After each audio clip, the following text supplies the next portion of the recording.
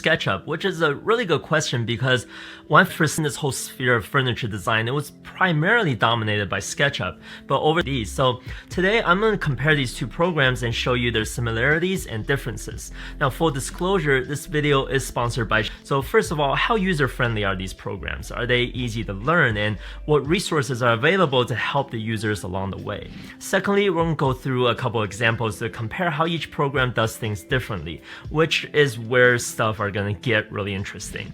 And finally, we're going to compare their prices, and then I'll finish up by giving you my personal opinion on which I think is better for furniture design, and more importantly, why I think that's the case. So with that said, I'm going to start by stating the obvious, and that's 3D modeling is a very complicated tool to learn, but luckily both programs have extensive supporting materials on their website to. What did a typical day look like for you back then?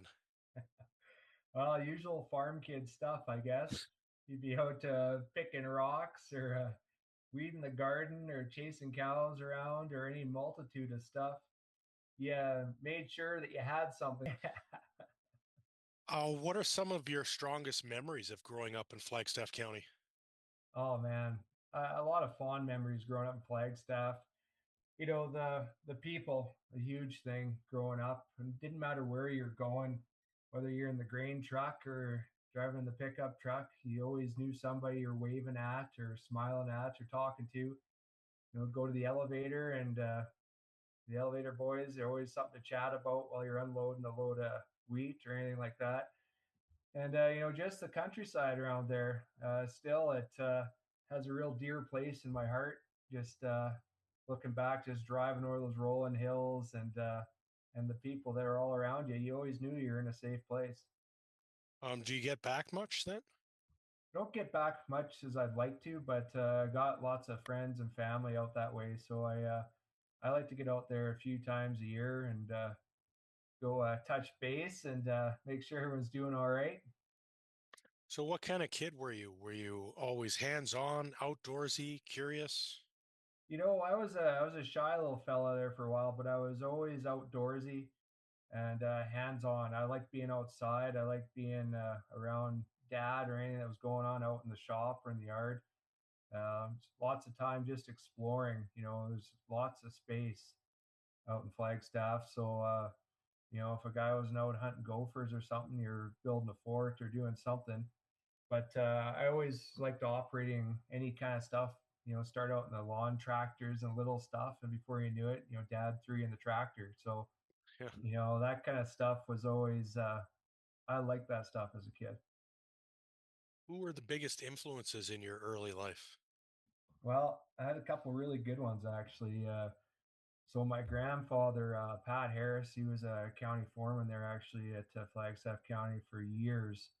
And he started out as a mechanic and kind of worked his way up, and he's running road crews and all sorts of stuff, and just watched him grow up. Like he has always had a huge amount of knowledge for mechanical stuff and just kind of know-how.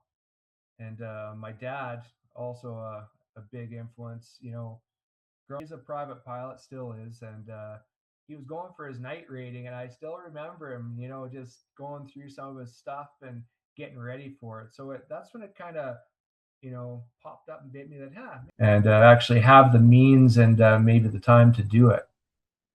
So was there like a specific moment where that really clicked for you?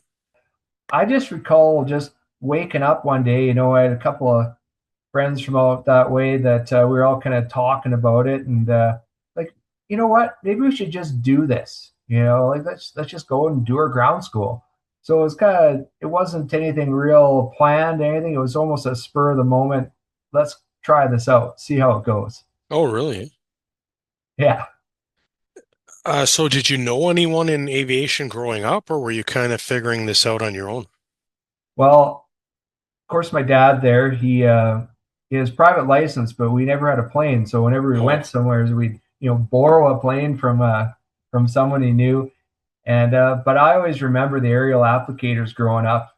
hmm. The Vern Snethan out that way, Harvey Abbott, Lynn Stedman, all those guys are flying. And in the summertime, especially when they're doing their spraying, they'd go over the house, going from here to there, and you'd hear those big radials come over the house, and you'd do everything you could to run outside if you weren't always out there and just looking up and, and see if you catch a glimpse of these guys.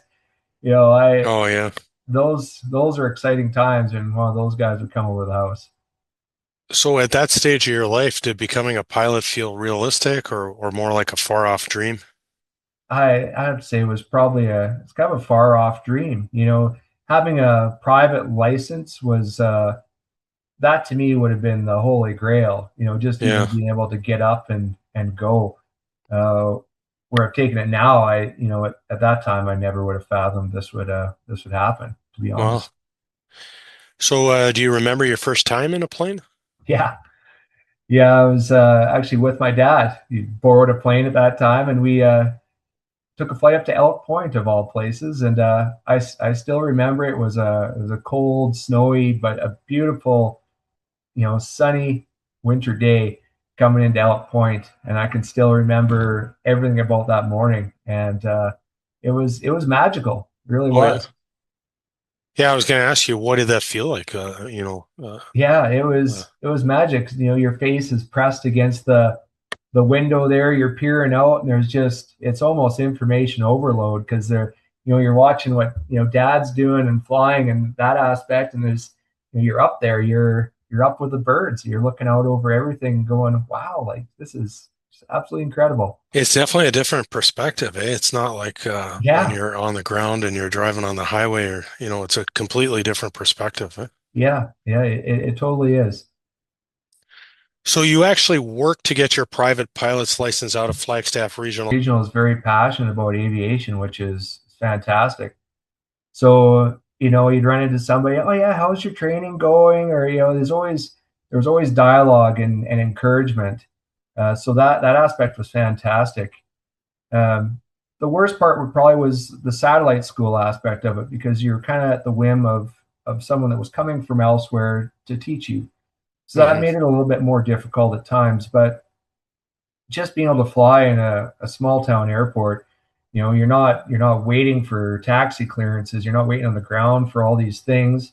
You get up, you go, and you concentrate totally on flying and learning the aircraft and everything about it, as opposed to worrying about radio work as much. If you're flying out of a bigger center like Springbank, huge amount Hmm. of training there out of Calgary, and it's I've talked to guys that've done training there, and they spend a good portion of their training just sitting on the ground waiting. Oh, You know, wow. there's So, none of that in Flagstaff Regional. no, that's the beauty of having wide open spaces, eh? Yeah, absolutely. So, and did you have access to a plane at that point or?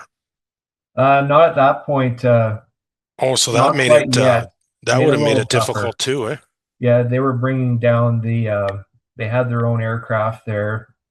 Uh, I went through a number of different operators, because they'd start a satellite school, then they'd kind of disappear, and another one would come along.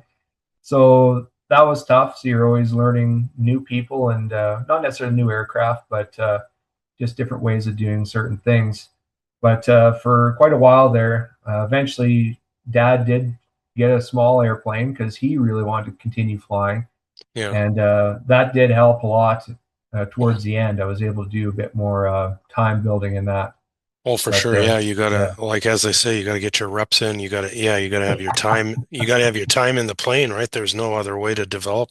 yeah, absolutely. So how did learning to fly locally shape your journey? It taught me a lot. It gave me a bit more.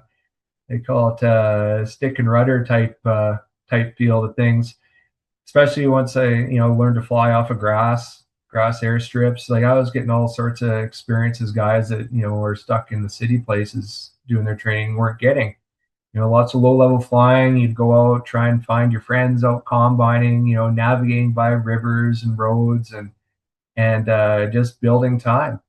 And one single short strip, you have to learn how to fly crosswinds. You have to learn how to fly with adverse weather, and do a lot of weather planning, because we're not we don't have any kind of weather station or anything like that. So you're